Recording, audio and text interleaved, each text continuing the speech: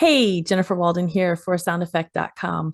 This special interview with award-winning supervising sound editor, sound designer Becky Sullivan is for Aircon, an online conference about sound for film, games, and beyond, featuring 50 plus talks, AMA panels, and interviews. Aircon takes place June 5th through the 16th, 2023 at airwiggles.com/aircon. And good news, the conference is completely free and open to everyone around the world. Aircon is a partnership between Air Wiggles and a sound effect. Hi, Becky. Thank you so much for being here. Hi, thanks for having me. So, throughout your career, you have done a lot of work with dialogue and ADR, and there have been so many advancements in dialogue editing tools over the years. They've gotten so powerful, like Isotope's new RX10 for dialogue cleanup. And now you can mix boom and lav tracks together without worrying about phasing, thanks to phase correcting plugins like Sound Radix's auto align posts. So, what are your thoughts on using these tools? Do you have any tips or advice to share on Well, getting the best result? tools are great. And I think that we use them to the fullest advantage we have, but we also have to be very careful in using them because the human voice and the warmth of the voice and different tones of the voice, we just have to be really careful when using tools that go in and, dig out noises and dig out backgrounds that you're not touching that voice. And so when we cut, we use the tool, but I always copy the production. I copy the cut track for the mixer and mute it, keep it original, from the, right there, keep it on the Yeah. tracks so that the mixer, I work a lot with Kevin O'Connell. Well, Kevin O'Connell, 21-time Oscar nominated mixer. I never want to tie his hands, or mixers that I work with. You never want to tie their hands too much. So we'll do it and do a pass on it and clean it up, but also be very, very careful with it. We have the raw down for them if they feel like they want to do something different, and then they can take ours and then tweak it some more if they want, but always giving the mixer the opportunity to go either way, and I think that's really, really important because if you tie their hands, you tie their hands. Yeah. And like you said, the voice is just like a fragile thing, and you want to keep all It that is. warmth in there. It So, is. as you're using these tools, like when would you recommend ADR? Like, when would you consider production dialogue unsavable and would recommend that ADR be recorded instead? Yeah, there's so many different ways to go about it. I mean, I've shot ADR, supervised ADR on, I don't know, 200 features, right? 200 plus features. And I love it. It's something that I find, again, so usable and can work if you get the director in the right frame of mind and you get the actor in the right frame of mind. And so every time I get a film, I immediately suss out the director on, okay, what is their feelings about ADR? What is their, because most of them don't want to do anything, right? And so I'm always listening to the tracks and thinking, okay, how much are we going to take out? How much can we live with? And I'll talk to them about that too. First temps are always a great way to go in. You work on the dialogue a bit, you work, you cut sound effects, you work on the show. But at that first temp, when the director is actually hearing those tracks on the big screen for the first time, because they don't really hear it from the Avid. They listen to their Avid and they go, oh, everything's great. These tracks are awesome. And they get to the stage and they go, what is all that noise, And so I also kind of get with them. We're on the mix stage for the temps and go, okay, what do you want to live with? How much are we going to want to live with this sound? And every director has their different, thresholds of living with something. A quick story on Unbroken, they shot these raft scenes where the characters are out on a raft in the middle of the ocean. Well, of course, they shot those scenes in front of a freeway and like an amusement park. They put a tank in a parking lot, right, with a freeway next to it, an amusement park, and this little tank of water with this little raft. And I'm listening to the dialogue. I'm like, what am I hearing? I can hear people going, wee, you know, on a roller coaster, right? And you can hear shh of traffic. And I talked to Angelina Jolie, our director, and I said, you know, we need to loop all this. And she was like, absolutely not. Absolutely not. Coming from an actor and a director, right? And I said, can I try some things? And she said, sure. So we did our best with the tools to get that traffic and of theme park noises out. But I also took each 3 actors onto an ADR stage, and I laid them on the floor, and I turned all the lights out, and they couldn't have any water, and they were just in a dark environment, no water. Look at the scene and do it. We just did one scene because I wanted to test it. And I had them loop the scene over and over and over again. We didn't even use beeps really. I got them into the place. She didn't know what I was doing. The director didn't know, but I got those actors into the place and re-recorded all that dialogue, cut it.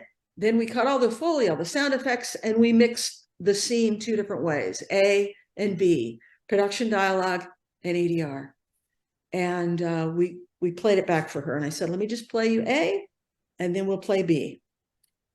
And at the end of playing B, she said to me, you've done it. You've taken the veil away between the audience and being on the raft. Even though our best things we could do with the traffic and the amusement park noises and all that was good, but bringing in the ADR and bringing in the performances and changing things up a little bit and really working on it and cleaning it so that we could really hear their breathing and just all the agony that they were going through. And she said, okay, Becky, loop whatever you want. Yeah.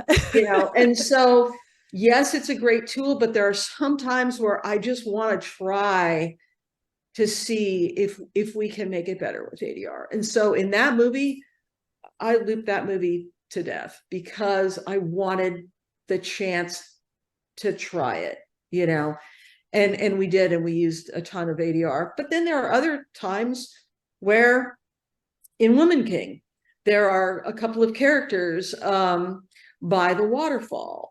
And there's a waterfall in the back, and she really, our director, Gina, Prince-Bythewood, did not want to loop the scene. And so we just kept, every time we worked on it, we did a temp, we did 4 or 5 temps on that movie. We cleaned it a little more, cleaned that scene a little more, added a little more sound effects, cleaned the dial, you know, how far can we take it, you know, to not hurt those voices, but to get the roar of this huge waterfall that was behind them, right, out of their dialogue and keep their dialogue. And in the end, we did not loop it. We stayed with the production, and we were fine with it, and Gina was fine with it, you know. So it just depends. Every film is different, you know. So the trick to good ADR is just getting the actor to be back in that space. For me, it mentally. is. Yeah. I really work hard with the actors, and for those 3 guys, I had them come in individually, and I just, like I said, turned out the lights, laid them on the ground because they're laying on the ground in the raft, right? And it changes the diaphragm, it changes the way your shoulders are and everything. And I had them, you know, we put a couple of pillows around them, but just keeping them on the ground, and then putting the mic way down and no water. And I kept, you know, just kept doing it because their voices, their throats need to be dry, and, you know, because there was no water on the raft. And so that kind of thing, I really work hard with actors to make sure they can get back to that point, and try not to be negative, because there's enough negativity regarding ADR, and it is such a great tool, and they can improve things, and they can have another chance, you know. And so I don't know, I love it. Yeah. So, and you know, you have, like you said, the whole voice there with the ADR, because you're not taking out amusement park rides and Right. people screaming in the background. Right. So let's see. Yeah, so one important aspect of a film is the loop group track, right? Without it, the world on screen, it would just feel so Yeah, empty and actually yeah, kind of surreal, right? yeah, So working on The Woman King, you built the backgrounds, like including the yes, crowds from yes. scratch. I think that is just so Well, incredible. we did use some loop group. Mhm. We did use some loop group on, we had the different, because I wanted the slave traders at the time were Portuguese, German, French. Um, in the slave towns, I wanted the only language that we heard to come from those voices and that foreign language to the English speaking ear. And then our our our Goje had the South African accent, right? And so, but they were speaking English. And so we brought in loop group people. So I brought in guys who all spoke French and who spoke German, all that. And we did certain things with them and just certain free and clear call outs and different things. But I spent a ton of time in libraries, and looking for the sound that I wanted to show the emotion of the crowd without hearing actual words. And that happened a lot during when we were at the palace during the competition, where the Agoge are running and they're jumping and they're throwing and they're doing all these things, and we've got people in the city watching them and they're all around, and you couldn't have those people going, yay Nawi, go Nawi, you don't want them to be saying like good jump, but you needed the emotion of that the ebb and Yeah. flow of the crowd without hearing people going go yay, so I went through just a lot of library work and came up with nondescript crowds that I liked the sound of, and I would cut a lot of different crowds together to get that sense of that they're watching and that sense of emotion without really hearing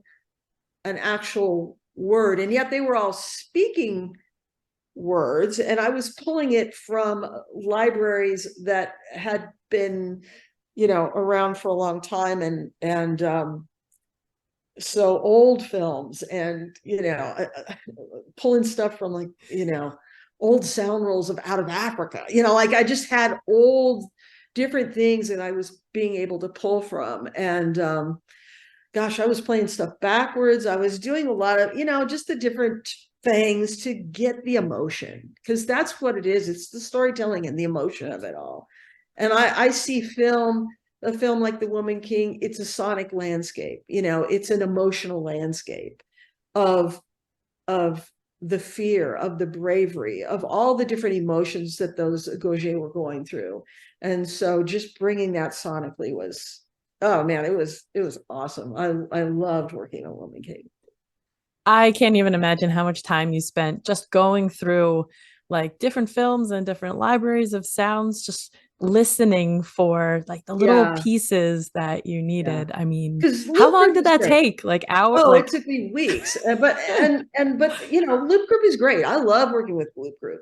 Loop group can, but especially also in the time of COVID, to get you need 20 people in a room to do that thing, and you couldn't do it, and so to just get that energy, it's just hearing the energy of the crowd. Another thing for Woman King that I just love, and it was my thing, was all the battles. I worked really hard in getting the sound of the machetes. Gina, our director, was had very big ideas about how those machetes hitting each other would sound, and how they hitting a sword and a machete would sound. Big, thick, heavy iron, that sound. And I just did a lot of recording and did a lot of different things, and getting that sound right. So when we finally got that, then putting because in Woman King, there's not a lot of bloodletting. It was rated PG-13, and yet you're having these big battles. So you need to feel that blood off camera. You need to hear that goosh. You need to hear, we had a gore track that it was just every time somebody got stabbed and hacked and we had a gore track of just a goosh, that I went through each and every one, and every person that got hit, or all the different emotions that when they're getting stabbed or hacked or whatever. I did some stuff with Loop Group, but then I also just made a library of all these kind of things, because when you get hacked in the shoulder, it's different than when you get hacked in the throat, or you get swords or whatever, so it's just the different. And we replaced all the production on all of those because it was all really not there and not really usable. And so each and every little gurgle or sound of the warriors and the good guys and the bad guys, all those sounds, I cut in each one of those individually because I wanted to get the emotion right, and each little sound, and then get the gore right, so it was a blast. I love doing that. Yeah, so there was like a reaction track to So all the it was impacts. a reaction track. Yeah, we had the kill track, and then we had the gore track with the kill. And so just sometimes Gina would be like, oh, we need to pull that back a little bit, and I would be like, no, we need to go for it. Splatter it up. Yeah, totally. Yeah, it's gonna sell all of that, and your mind's gonna fill in the blood. Absolutely. You don't see the blood, but you hear it, so your mind just exactly. paints So it in a lot there. of reviews actually said that they said, they mentioned the sound and the sound effects and the sound of the blood, splatter or whatever. And so it was pretty awesome. So since you were making like this reaction track, there's been a whole release of AI tools, right? Things like Respeecher, where it allows an editor to create like a diverse sounding group of people just using their own voice. And then there was Synatics AI voice synthesis that Val Kilmer used to create his performance for Top Gun Maverick. I mean, there's definitely like good and bad sides to using AI tools, but what are your thoughts on using AI tools for dialogue? If Val Kilmer gives his permission for that to be done to his voice, and he is involved in it, I'm all for it. But for me, making up, I mean, I've had my voice in plenty of my films, as whatever. I've, done car radios and announcements and robots, and I've done plenty of stuff because I love doing it. But for me, everybody has their place in a film, and an actor has his place in a film. And I would never use something that is artificial to take the place of an actor or an actor's voice. I mean, certain things, of course, you're designing monster voices, and we've done that where you get on mic and you record and you do stuff. But as far as like Loop Group, I love Loop Group. And the actors who do Loop Group are very specific, and they're trained to do a really good job, and they know what to say and how far to go and what terms not to use. And I think Loop Group actors are good. I love using them. And so I would not go to an AI to make up some stuff that I just can't see it. I wouldn't do it, as far as like Loop Group, no. Because it's a performance actor thing. and a job away from an actor. And I think SAG is talking about that right now, in their contracts about AI voices, and the writers are doing the same, I think. So I think it's a tool, but we have to be super careful in using it, because I don't think you can make up the human emotion and the human reaction, and I don't know, can't take that away from the human.